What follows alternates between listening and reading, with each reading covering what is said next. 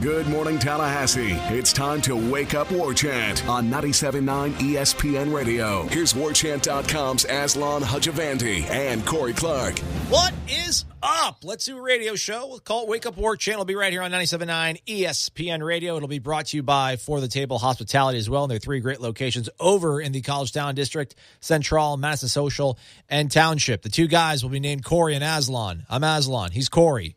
Corey, how are you? I'm good, buddy. How are you doing? Hey, man, I'll tell you what. Things are looking up.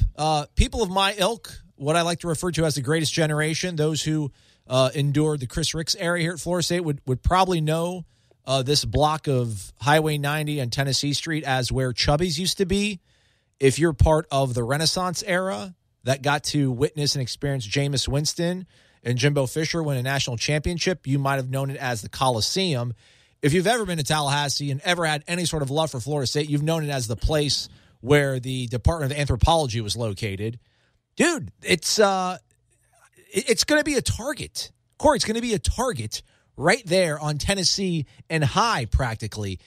Can you envision the amount of yoga pants that will be worn by the patrons of said establishment? I thought you were starting off this segment by longing for your days of yesteryear. No. And all the great things that used to be. I didn't realize it was going to be a creepy start to the segment. No, brother, man, come on. That's going to be the new. I'm throwing away. I'm deleting Tinder after that. Whenever that opens up, Tinder, Bumble, gone, done. You're not going to need the Club Pub anymore. You just got Club Tar J.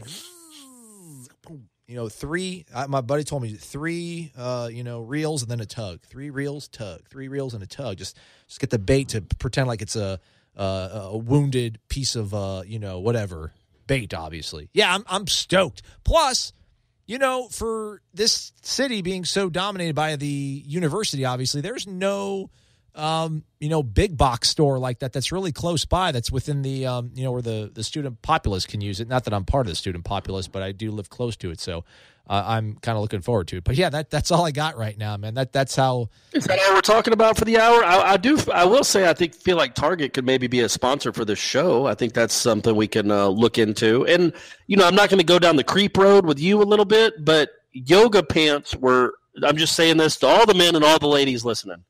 Yoga pants were one of the best inventions of the 20th century. Just awesome.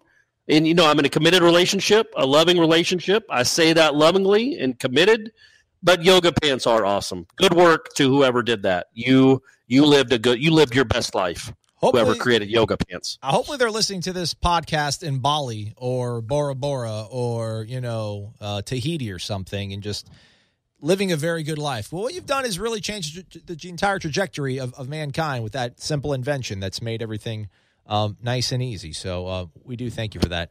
Tap the kids. Right. So, yeah, that's how my day's been, man. Moving on, though, let's talk about some sports, right? It's a sports program. We'll touch on your column that has to deal with rankings, another poll dropped of sorts from Athlon Sports. We'll talk about that later on. But today, the Noles, do we call it the road to Omaha starts already? Not really. I mean, they're probably going to get to the tournament regardless. No. But the ACC tournament begins up in Durham, North Carolina today at 11 a.m. with Pittsburgh taking on Georgia Tech. Followed by that will be Virginia taking on Florida State in pod play. So Noles open up with the Who's. Do you even know why or how Virginia got the Who's from Cavaliers? I think it's something to do with Wahoos, maybe. But I don't know. No, I don't know that at all. And I will say this. I think the ACC tournament is just a dumb tournament. It's a dumb baseball tournament. Florida State plays today, later on today at 3 o'clock, you said. They don't play again until Friday. I mean, what are we doing? It's just pointless. It's what kind of baseball tournament do you play once every 3 days? That's not how baseball works. Baseball's an everyday thing. It's not once every 3 days in pool play. It's just they've never figured this tournament out ever. And I know, Florida State's won it a bunch of times. They won it last year. And that was a big deal. That was the only time in my lifetime I feel like the ACC tournament's been a big deal. It felt like that was a good gust of wind into their sails going into the postseason. Otherwise, it's almost like an exhibition more than a postseason tournament, it feels like. Yeah, it is. And usually people want to put a lot of stock into those things, and they almost never play any part in the seeding at the end of a tournament. Almost never. They just don't. And they shouldn't. I mean, these are weird, truncated, bizarre postseason tournaments that should the 56 games in the regular season are what should determine your postseason fate. Not if you happen to beat a team with a high RPI on a Tuesday in Greensboro or wherever the tournament is, somewhere in North Carolina. I said Durham, Corey. Do you ever listen to me? Do you ever listen to anything I say, Corey, or no? You just don't listen to anything I say. Nothing I say. Sometimes I do.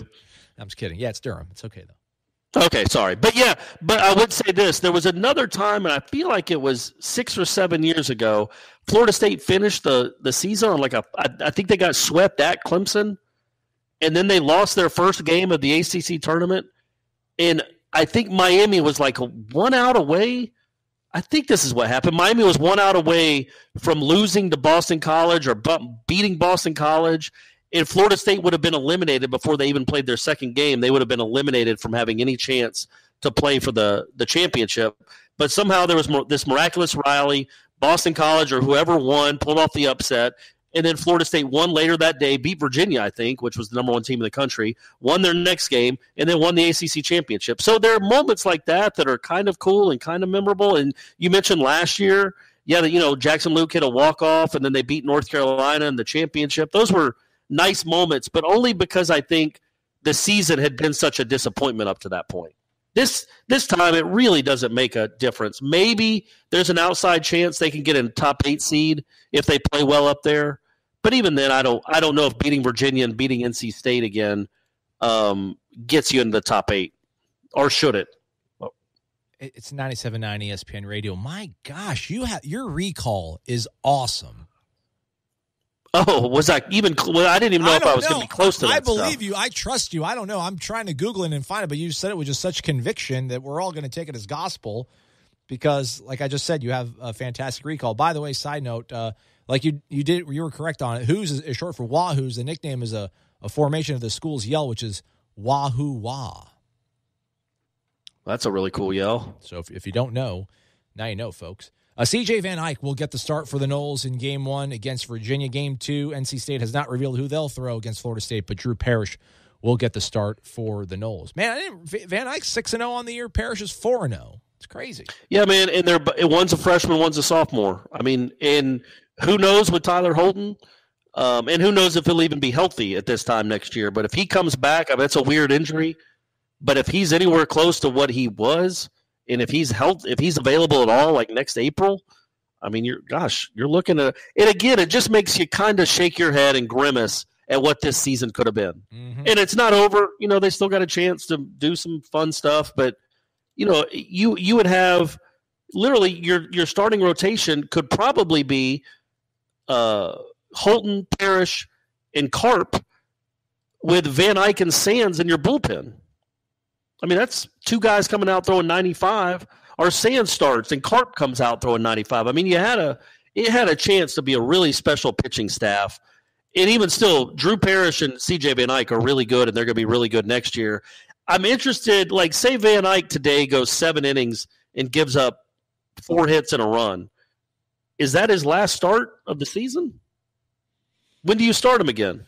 Yeah, I know, because, you're going to be in the regional format, so you're going to go, Parrish, Karp, Parrish, Sand, or Karp, Parrish. And then the decision will be, okay, Game 3, do we start the freshman or do we start the guy that started 40 games for us, the junior, the guy that was our Friday night guy to start the season, or that's, after Tyler Holton went down. So that's going to be an interesting one. And do you try to save Van Eyck so he can make an impact in 2 games? I really do think there's a chance this might be Van Eyck's last start of the season.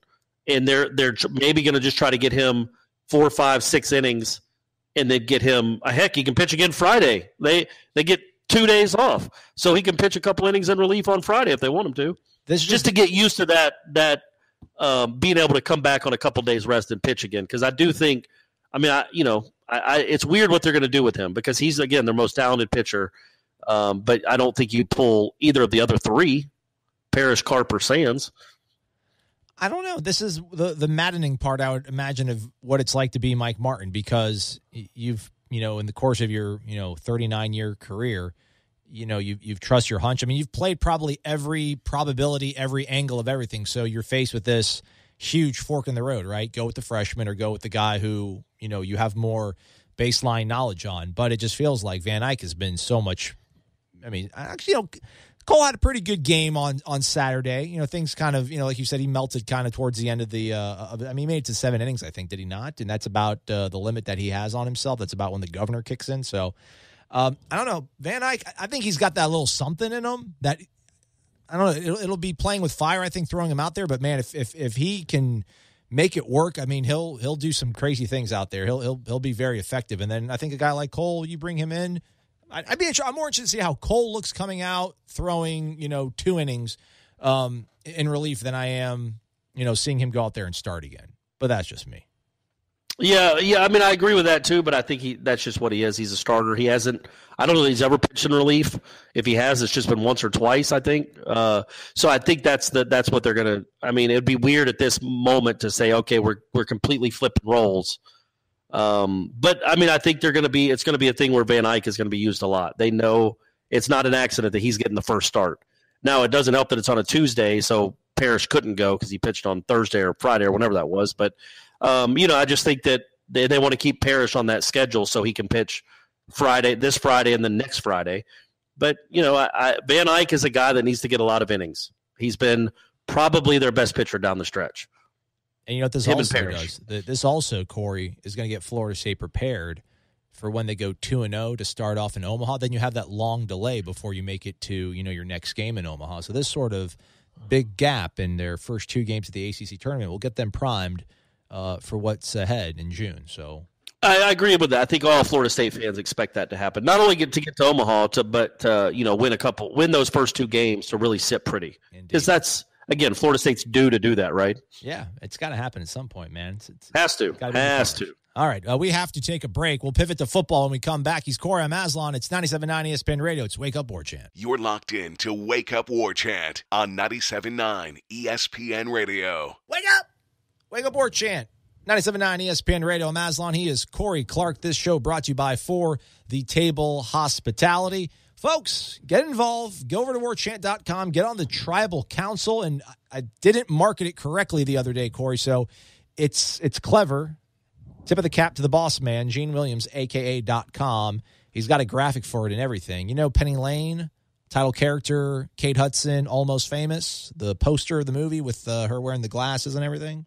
Mm-hmm. Yeah. It's Seminole Most Famous. So it's what's the most famous play in Florida State history? And obviously we're breaking it down by specialty or more specifically, in this case, we're starting off with the most famous running play. So we're not saying the best or the most impactful, but the most famous. So I guess whenever you're talking to your buddies about Florida State football and they're talking about a run, what's the most famous one? So apparently everybody started talking and throwing out suggestions, and there is a ballot of 7 plays, Corey, that I'm now going to talk about. Feel free to interject and share your opinion at any point. Greg Jones decapitating Dexter Reed. That's number 2 on my list. Okay. That's an all-timer. Dexter. Where were you, by the way, when that happened? I was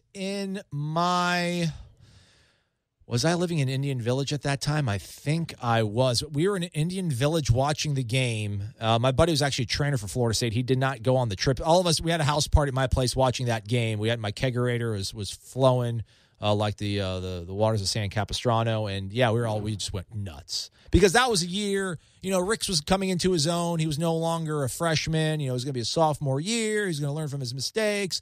Team was going to be awesome. They come out decked in the all whites, and then it's like, oh, we just killed the guy. It's awesome. Yeah. Football. Yeah, you also had Leon Washington and Lorenzo Booker that you were excited to see because Booker had redshirted the year before.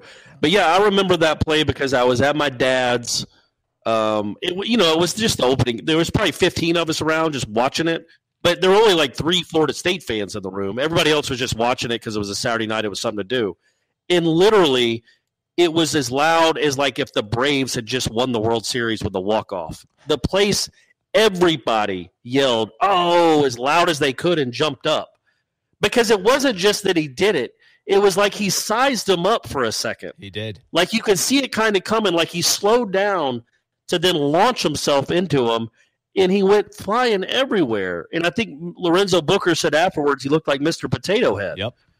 Just all this stuff going everywhere. So, yeah, I mean, when you think about it like that, that's one of those where were you moments when it happened. So that's why I think that's my number 2. But keep going. Sorry. We won't do that for everyone on the list. Why didn't he duck? That's a really famous one. Why didn't he duck? Greg was pretty much telling him, duck.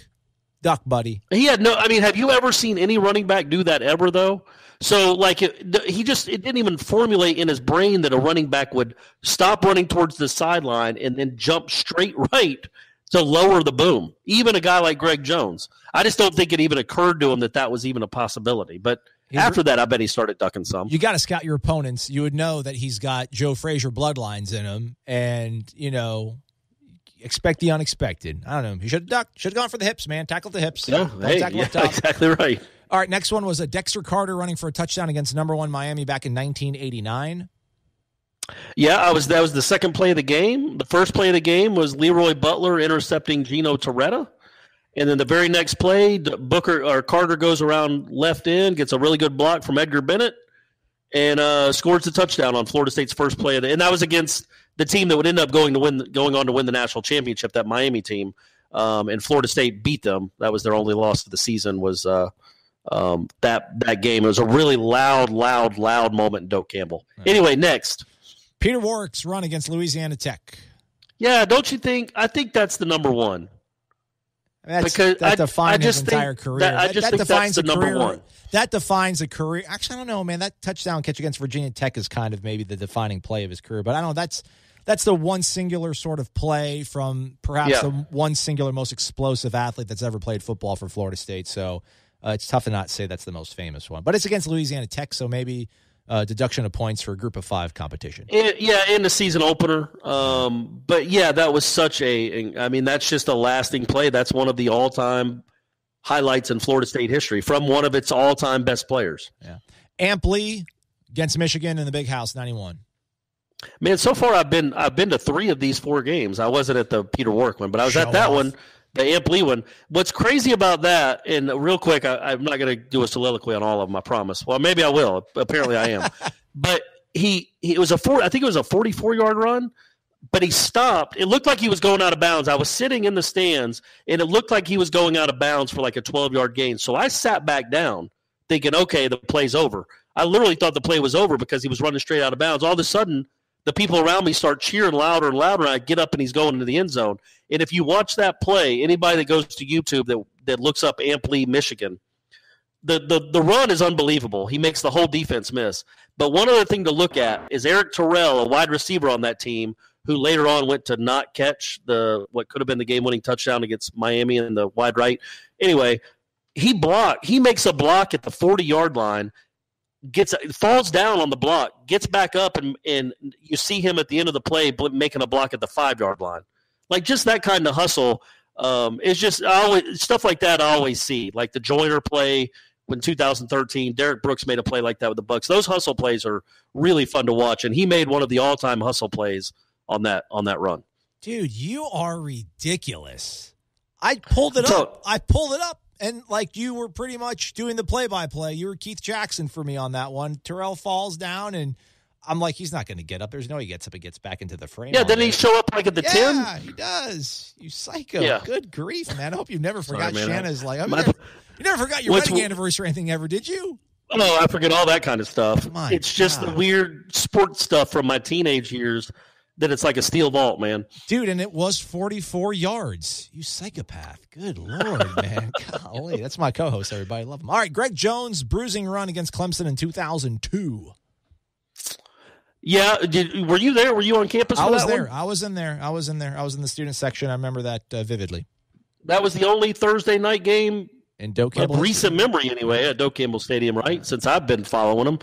Yeah, that was a crazy run because it literally, at the end, it was like he was just throwing dudes off him. Yeah. Really kind of an emasculating run for the Clemson defense. Leon Washington, I think, had a kickoff return in that game for a touchdown, too. And then I think they went down the next week and lost on the wide left to Miami.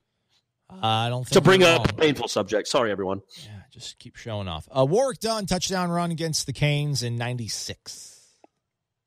Yeah, I remember that one too. This is fun. This is good. I was at that game. This is awesome. So that stopped the streak. They had lost in the Orange Bowl for 5 straight games. They hadn't won there since '84, and that was '96. And that put them up 17-0. And Warwick Dunn, he's a really quiet, unassuming guy. We all know that, and he's done wonderful things off the field.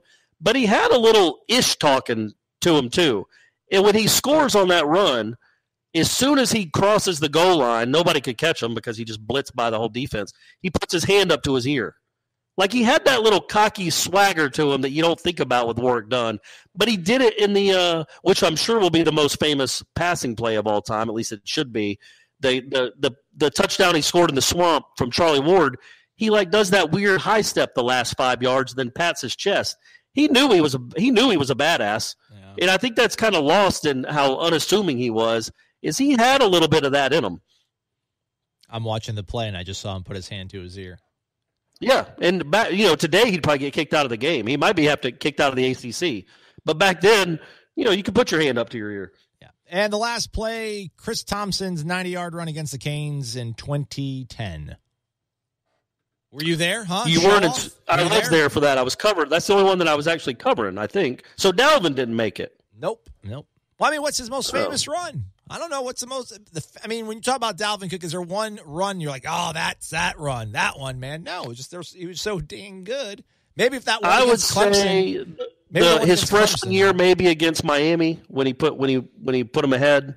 Yeah, but it was. But there's almost too many to choose from. Exactly, he's his own worst enemy on this case. Yeah, and the Thompson one was, I think we all remember that. Most people probably listen to this remember the cool thing about that was he had literally just gone 77 yards on the play before. Literally, the play before had been 77 yards, but had been called back for a hold. And so he comes back the very next play, he gets a toss sweep or whatever again, an off-tackle play, and bust it for 90 years because those Miami teams back then had a tendency to quit, and they were done playing. And he just blitzed through them again, and then so he ran basically 2 90-yard sprints back-to-back, and he was gassed when it was over. And one of my all-time favorite Florida State players to cover. Just a super, super, super nice person. Good human being, for sure. Any glaring omissions that you can think of, Coracle? Not off the top of my head. I'm sure there are, but, again, I think it's a 2-horse race, man. I think it's Peter Warwick, and I think it's the Greg Jones. The Greg Jones run, I'm starting to change my mind on it. The Greg Jones run is so famous. Most Florida State fans know who Dexter Reed is. That's good. You know what I mean? Yeah. That's how famous that was. He made the dude that he made Mr. Potato Head. He made him famous in Florida State circles. People almost think of that as the Dexter Reed play. So, and there was also the same game where Dexter Carter had his long run is when he put the flag on Bernard Clark's head and got a penalty for that, which I've never seen before or since. But Dexter Carter, I guess Bernard Clark, Miami linebacker, gotten called for a clip on an interception return. And Dexter Carter, for some reason, felt the need to take the flag that the official had thrown and throw it on his head. So that was fun. It was a fun game. Those Florida State-Miami games used to be something back in the day. They did, man. This means nothing to this, but they actually pitched a shutout against North Carolina in that game too to open up the 2003 season. So it was like, here we go, we're back on the mountain. Yeah, they did. And then the next week, I think it was the next week, didn't they barely beat Georgia Tech? They came back in the final. I think so. They were down 13-0 with 5 minutes left, and then came back to win. As the kids would say, that low key is one of the loudest times I've heard Doak. That fourth quarter, every time Georgia Tech had the ball, I remember stomping. My feet were numb. I don't even remember walking home that night, but that stadium got super loud, and that's a game that no one will ever really talk about. Obviously, Georgia Tech. That might have been Reggie Ball was their quarterback. Is that the right name? Yeah. Yep. Good old Reggie Ball, Marcus Ball's brother. Yeah. So what was crazy about that? And I had a buddy that was at the game with me. I was at that game, and Georgia Tech scored with 7 minutes left. They were up 6-0, and then they scored a touchdown to put them up, 12-0 with 7 minutes left. And they kicked the extra point. And I told my buddy who was celebrating and dancing and going crazy, why would y'all have not gone for 2 right there? He goes, what does it matter? It doesn't matter. I don't care. And then they lost 14-13. Hey, man, so obviously Florida State played football before this Bowden guy arrived. What are the people, the 60-year-old fans the 70-year-old Florida State fans feel, because they're out there, and then they're on warchant.com, everybody is. Like, what do they feel when they see this? I mean, nothing that it's older than 30 years on this. Not even 30 years. 29. Yeah, so 89 was the old. Yeah, I mean, you got Larry Key, and you had great running backs, Greg Allen and Sammy Smith. I mean, you've had some really good running backs. The great Burt Reynolds. Lee Corso. He can't even make the list. What about Smokey and the Bandit? What about that run? I mean, he ran all the way from Texarkana to Florida. He ran out to Colorado to get Coors Light. I mean, what are we doing here? He had an elephant with Sally Field in the. I mean, those are great runs too. So I would have put one of the Burt Reynolds movies in there just for, or maybe when they ran from the people in Deliverance. Okay, that was a good run. You need to run away from those people as quickly as possible. But yeah, it is odd. But I mean, it's just hard. I mean, it's hard. People that are voting on these things and coming up with these things, they weren't around in 1967. Yeah. Most of them couldn't name a running back from the 70s or early 80s. I mean, that's just the nature of these kind of polls. But I also say, man, the Florida State's history before Bobby Bowden wasn't great. Yeah. They didn't have a lot of famous football plays back in the 60s because nobody was paying attention mostly to Florida State for the most part. The Mudra here, nothing good from that. Well, at least we weren't total prisoners of the moment. Dalvin Cook didn't make the list, so we're a bit, we're not totally jaded by everything that's happened in the recent time. Here, I'll be the total millennial on this. How come Carlos Williams' touchdown run against Clemson in overtime didn't make the list, huh? That's that's a good point, buddy. That is a good point. Again, though, wasn't that game? They're already at the 12. Yeah. I mean, that game was kind of over once they got the fourth down stop. They had your Clemson kind of gave up there. Oh, Great Toe would have came out there and just put toe to leather, as Deckerhoff Ball says. game. Yeah, over. All right, let's stop talking about the past. Tony Soprano once said that it's the lowest form of conversation, which I don't agree with. I like talking about the past. I like waxing poetic and getting nostalgic, but let's look to the future with football. He's Corey Maslon. It's Wake Up Warchant, 97.9 ESPN Radio. Come right back after this. You're locked in to Wake Up Warchant on 97.9 ESPN Radio. Welcome on back. It's 97.9 ESPN Radio's Wake Up Warchant, brought to you by For the Table Hospitality. I'm Aslan Hajavandi, Director of Digital Media for Warchant.com. Corey Clark also here. He is our senior writer and senior columnist. And you wrote a column. You penned one. I don't know if you really didn't pen one. You mashed one. No, I do. I write them out longhand first. And okay. And then Ira transcribes them for you and puts it on the... Exactly right. Deal with this. And I just throw it at them. So we'll get to that one here in a second. But I guess the crux of it was talking about polls and Athlon Sports, which does a annual preseason magazine that a lot of folks like running to and grabbing a copy off the stands up there with Phil Steele and whoever else is still in the game writing these things. They put out a top 25, but their top 25 is kind of a preseason, postseason top 25, if that makes any sense. They ranked the top 25 in how they envision it being after all the dust settles and a national champion is crowned. So, I mean, that seems like a weird semantical distinction. Like, aren't all preseason polls kind of where you think they're going to finish? I don't know. I think some of them are, they just base it just on what the talent is there. And then these other ones kind of factor in your strength of schedule, how they see you winning and losing. Maybe they get really deep into it and like, well, you're going to lose your last game of the season, the regular season, so that's going to cost you a spot rather in the playoff. I don't know. I mean, I'll give some of these people a little credit. I think when you put all your chips on preseason magazines, you're probably going to quite a degree to give it a nice little twist and put all your brain power that you possibly can into it. So I don't know. I see the good in things, Corey, okay? I'm the optimist. Yeah, that's what I've always said about you. Yeah. So I'm the glass half empty. You're the glass half full kind of guy. All right, there we go. We got our role settled. In case you want to know, Alabama's going to win the national title again, according to Athlon Sports, and they're going to beat Clemson. Way to go out on a limb, Athlon. Yeah. Picking Alabama. Why not pick them 12th? That's what I want to see is a preseason publication that picks Alabama 12th. Well, hey, check it out. They've got Florida State finishing 13th. Yeah, which would mean what? 10 wins probably? 10-3? Yeah, sounds about right. I think that's about right. That'll get you 13th in this day and age. Actually, and I think they had Florida pretty high too, which was 17, a little surprising. I want to say 17. Yeah. Let me double check on that. I mean, 17. I didn't see any, like, as disastrous as we think Florida State's season was last year. I don't think Florida State fans kind of understand how disastrous Florida's season was. Well, no, Florida State fans realize it. Apparently the national writers don't realize it. Yeah, but, I mean, it would be what a remarkable for them to be, because they have a hard schedule this year. So for them to go, what'd they go last year? 5-7? Yeah. 4-8? 5-7. They didn't make a bowl, right? Correct. Actually, I think, was it 4? Because they didn't play one of their games, so I think they did go 4-7. Oh, right? so they were, that must be right, or 5-6, something like that. Oh, yeah.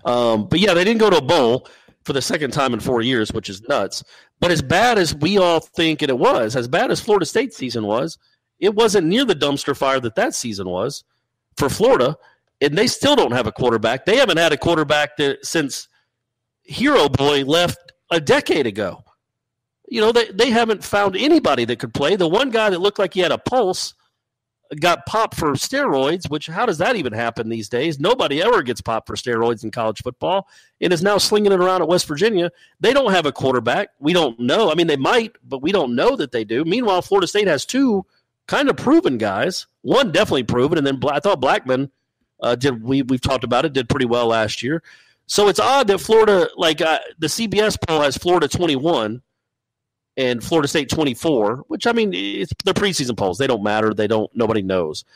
But it's odd that these national people still seem to buy Florida so heavily when they're coming off a bowlless season and they don't have a quarterback that we know. Is it just the Mullen effect, I guess? Yeah. It's a guy who has historically proven to make chicken salad out of, scraps at the quarterback position. I mean, he really has. I mean, Mississippi State, they've always had a game quarterback that's, been able to string together bowl wins, bowl seasons for them. But, I mean, at the end of the day, 7-5 is not going to put you at 17 in this poll. I mean, to your point about their schedule, they have to go to Knoxville. They have to go to Starkville. Which is going to be interesting because obviously that's where he used to coach at. LSU is going to come to Gainesville to do the whole make good for that weather disaster or nonsense, and then they got to come to Tallahassee. So those are all three. And Georgia, obviously, yeah. And I think that's. I don't know, man. I have faith in your boy. I don't think Kirby's going to lose that game very much. I don't think he'll lose that game very often at all. Although, golly, he lost it to freaking. He lost at least he lost to McElwain once in that game. Bum. Yep. Knock it off, man. What are you doing there? But so the column that I wrote basically is that, Florida State's 13 in one poll. They're 24 in the CBS poll. I have no idea where I would rank them. I think somewhere in the middle is probably fair, which just kind of goes to show you that, number one, nobody really knows with preseason polls, but also this team is really impossible to predict. You don't know. How can anybody kind of have a good feeling one way or the other, whether they're going to be 24, or they're going to be 13, or they're going to be 6? How can anybody feel confident with what this season's going to look like? I would slot them in the high teens. I'd put them like at a 17, 18 preseason. That seems fair, right? The talent is still there. Say what you want about Jimbo. The talent is still there. And this is I think it's going to be an instant turnaround just because the energy and the feeling and the motivation. I'm looking at that more so than I'm looking at the schedule. I know you bring me back to reality and you're like, dude, look at that schedule. It's a really hard schedule, and I get it. But I just feel like with the talent that's there, I don't know, man. Part of me is starting to maybe kind of fall back into the romanticism of football, and that, playing for each other and the love for one another can conquer the obstacles that you face in the treacherous ACC. So, yeah, I mean, I feel like, this team is much closer, again, to the preseason number 3 team they were last year than the abysmal 2-5 team or whatever they were walking out of Chestnut Hill on that Friday night. So, yeah, I mean, I think they're in that, they're slotted somewhere in there, I would say. I put them in the kind of the low teens. But to put Florida that close to them, I mean, that's... You know what I mean? Like, Florida State handled them pretty easily last year at Florida. And Florida didn't go to a bowl, and they lost some players. With a coach who had one foot out the door. I mean, right? I mean, we have to believe that probably by then Jimbo knew he was done. I mean, I don't know, maybe he's that was that was the one where, that was also the post-game press conference where he told us all we made up coaching rumors for clicks. Yeah. It's all, we do it. It's the media that does it. It's the media that feeds that fire, and then, what was it? 5 days later, he wasn't the coach anymore. That's neither here nor there. We don't need to go back down that road. No, we won't. But yeah, I'm a little surprised because Florida did lose some players too. They always lose defensive players. And you just can't trust that offense to be worth a darn until they get players there. So I was just a little surprised. But again, I'm falling into the trap that we all fall into. The preseason polls are meaningless. Why am I even worried about Florida being ranked that high? But to me, it just didn't make any sense that they would be so close to Florida State. When even in 2 disastrous years for those 2 programs, it seemed pretty cut and dry that Florida State was a much better team and much better program than Florida. I mean, because we love it, man. I mean, that's the thing. They can release they can release NFL power rankings. They can release whatever baseball power ranks, whatever they want to do. And listen, at the end of the day, we used to argue about, well, this stuff matters. It matters where you're ranked in the preseason because, it's going to affect where you're going to be in the polls and yada. But with the college football playoff committee and stuff, it doesn't. But still, it's the tribalism at its rawest form, right? It's like, we don't know anything about anything, but we swear that our team is better than yours just because. But no, it gives us a baseline too. So we kind of get to figure things out. We would hope that these people are doing their research so they give us an idea of how these other teams around the nation are going to do. Like they think Michigan's going to finish 5th in the nation when the season's all said and done. So you're thinking that probably means they lose the game against Ohio State, but then they win a New Year's Six bowl, and then Michigan's got that sort of buzz. I mean, that's how Michigan 5th. That's how they got Michigan finishing 5th, and they got Miami finishing 6th. So that means that those are the 2 teams that are going to get left out of the playoff, but on the cusp, and that probably go and win their New Year's Six bowl game because that's kind of how it works out, right? I mean, if the 4 teams in the playoff usually going to end up 1, 2, 3, 4 somehow, and then these teams 5 and 6 are the ones that got screwed, got hosed. But finish strong and get this sort of consolation prize of finishing, 5 or 6. But like Miami, man, really? I don't get it with Miami. No. I think Miami was 9th in that CBS poll too, and I'm sure they'll start out the season, I guess, ranked in the top 10. I don't get it. I don't get it with them. They just collapsed at the end of the year, and quite frankly, should have lost to both Florida State and Georgia Tech before that. I mean, that was a 5 or 6 loss team that finished with 3 losses. Yeah. But all right in a row, I think, and got embarrassed by Clemson in the championship game. Really, frankly, got embarrassed by Pitt in the regular season finale, and then lost at home essentially to Wisconsin. So I don't know where all those good feelings are coming from, and they don't know who their quarterback's going to be because that kid ain't a good quarterback. Maybe they'll replace him with someone, but Malik Rozier is not a good quarterback, and you ain't going to be top. A Mark Richt team is not going to finish 5th or 6th in the country if it doesn't have an elite quarterback. That's just not going to happen. They lost. In my opinion, folks. Yeah, they lost to Pittsburgh by 10, then they got blown out by Clemson, and then lost to Wisconsin at home, practically. I mean, literally at home in a bowl game. So, yeah, that's how they finished the season. But it doesn't matter, and that's the crazy thing, too. So I guess I'm going to give a little bit of props to people because I feel like we put way too much stock sometimes in bowl games. Like, we feel like that carries over to a certain degree, and I don't think it does really at all. But they're looking past that. They think the Canes are going to be on the come-up. I guess it's probably just – I mean, who else is in the Coastal? Like, who else is going to beat them in the Coastal? They're probably going to make it to Charlotte. And, if you're the runner-up in the ACC, you're going to go to a good bowl game. And if you win that, then, you'll probably finish 5th or 6th. So I guess that's. But don't they start with LSU? They do. Didn't we say that? Yeah. So, I mean, they got LSU, Florida State, and Virginia Tech for sure. Those are 3 really hard games. Notre Dame, maybe. So, yeah, it's going to be interesting. We only got, what do we got, Aslan, 100 days? So college football? 103, I think. We might be. We're getting real close to double digits. We're almost out of the triple digits. Yeah. Great respect. And then that makes me kind of sad that we're still 100 days away. Great respect for Coach Mark Richt and what they're doing down in Miami. It's going to be a good game. We're going to come out play the Tiger way. One team, one heartbeat. Questions? Yeah. So let's go to commercial break now. After that terrible. That was not terrible. That was good, man. We're going to do a whole segment. Speaking Lord knows we got a whole summer to do stuff. We are doing either a whole segment or a whole show with you being Coach O. All right, I'm down for it. Hey, I got an idea for a countdown. We'll talk about it next right here on 97.9 ESPN Radio's Wake Up Warchant. The Sod Cemetery, Osceola and Renegade, and of course, the War Chant. These are great traditions known to all Seminole fans. If you are a card-carrying, garnet, and gold-wearing Nole, don't you deserve a site that is truly dedicated to covering FSU sports?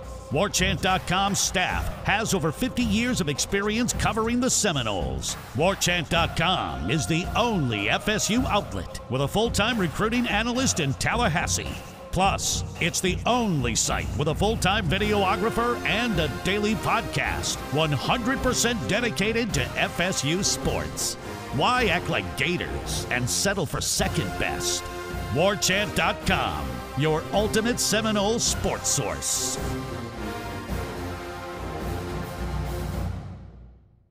Final segment of this Tuesday edition of Wake Up Warchant on 97.9 ESPN Radio. I'm Aslan. He is Corey. You breathing heavy? You all right, Corey? You all right, man? What's going on? You okay? I'm good, buddy. I'm good. It's just so early in the morning. Yeah, I got you. Hey, so I have this countdown timer in front of me. It's 104 days and change until the opener against Virginia Tech. So that means we'll finish out this week in the triple digits. And then next week, I think, Corey, we should do this just because some people are bothered by this. I don't know why. I'm not. But we should every day we should try to think of a nickname of that number. So if it's 99 days till kickoff, we should spend 45 seconds trying to figure out a nickname for Brian Burns. On, day number, 56, one for Emmett Rice. What if there are nobody? No, okay, I see what you're saying. Yeah. We'll write. There's a lot for both of those. But okay, yeah, we can do that. I'm with you there. Yeah. There's going to be some that don't have numbers, right? Yeah, who's 78 or 7? I probably should know that. Right. No, yeah. Well, then we'll punt on him, man. We can't squeeze water out of a stone. But I figured we'd do that instead of who's the greatest number 90 in Florida State history. Which isn't a bad thing, but we did that on Warchant, I think, 10 years ago, It isn't a bad thing. It's also not a great thing. I mean, we got to do something in the summer, folks.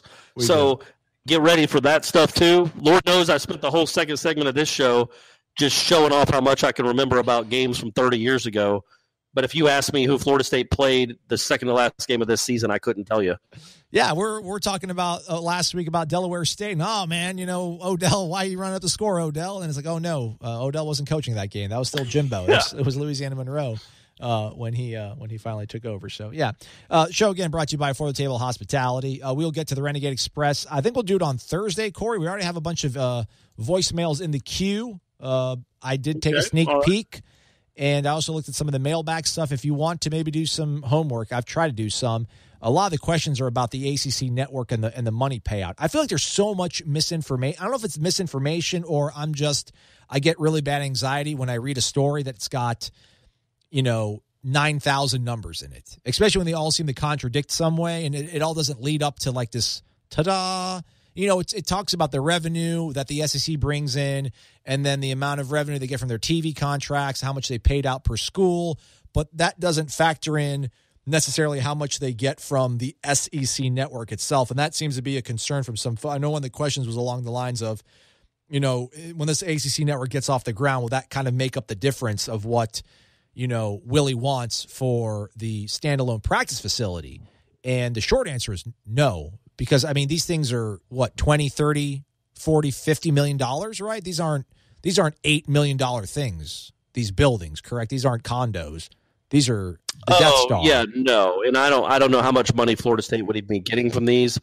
But, no, it won't be enough in a year or 2 years to take care of all of that. Right. There's got to be a more revenue coming in from somewhere or more gifts from, maybe 29 guys that were drafted. Maybe they could give some, if all the 29 guys that were drafted gave 5% of their salaries, you could have 6 football-only facilities. Yeah, there you go. How about this, That's what you got to do, guys.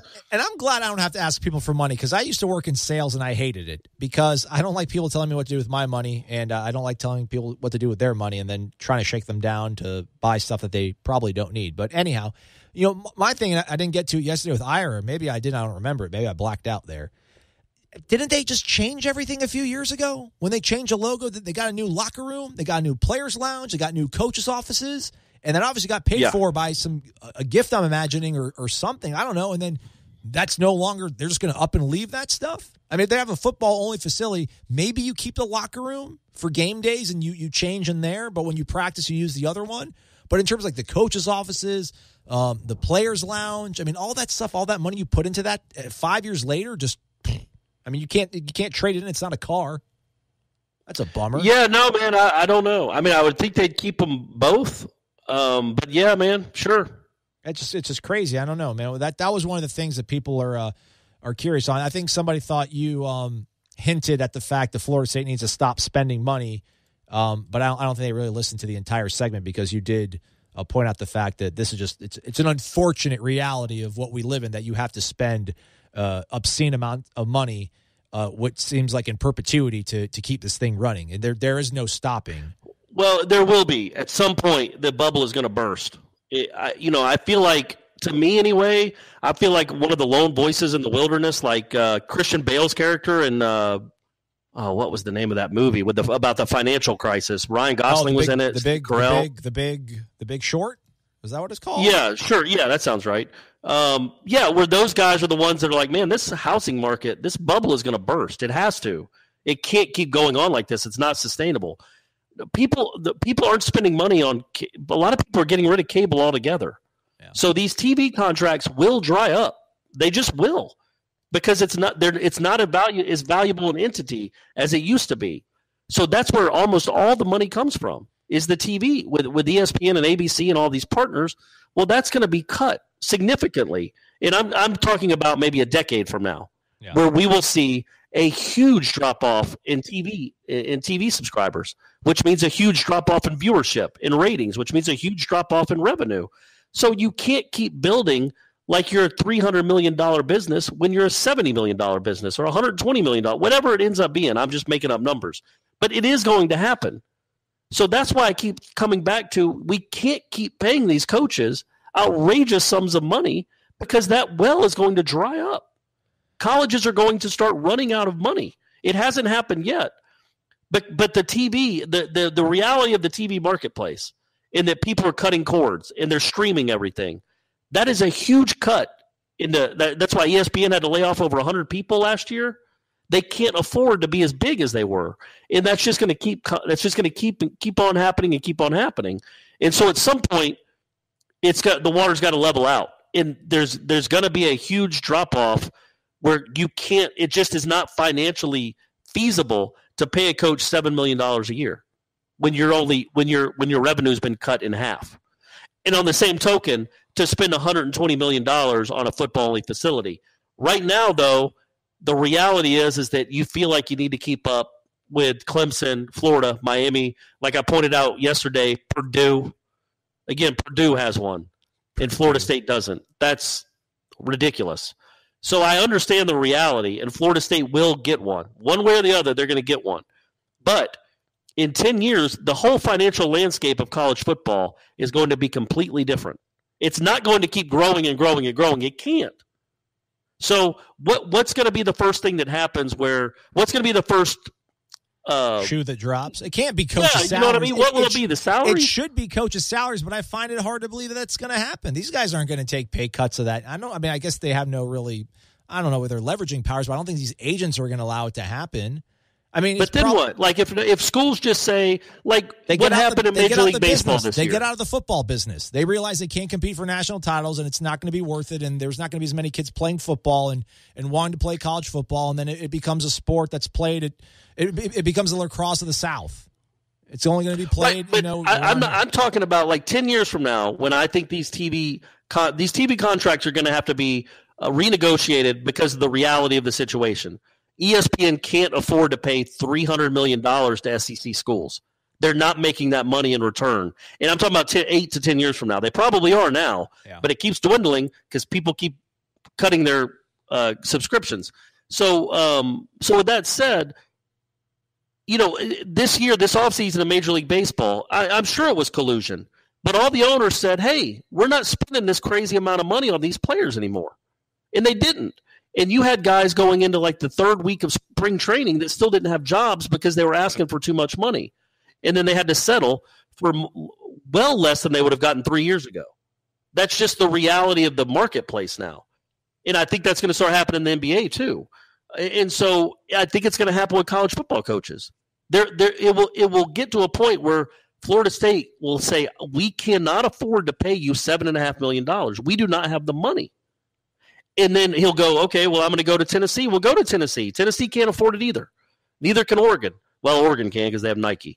But most other schools, I don't think in 10 years will be able to pay these kind of salaries. It'll be outlandish. And I think eventually again, I've said this forever. If I'm a college football czar, I have a salary cap for my head coaches. And if you want to go make more than $2.5 million coaching football, then go to the NFL. Try to find one of those jobs because there's only 30 of them and they're hard to get. 32. If for whatever reason these presidents and these ADs have bidding against themselves for the last 8 years, and the salaries are outrageous. They're like what baseball salaries were 15 years ago.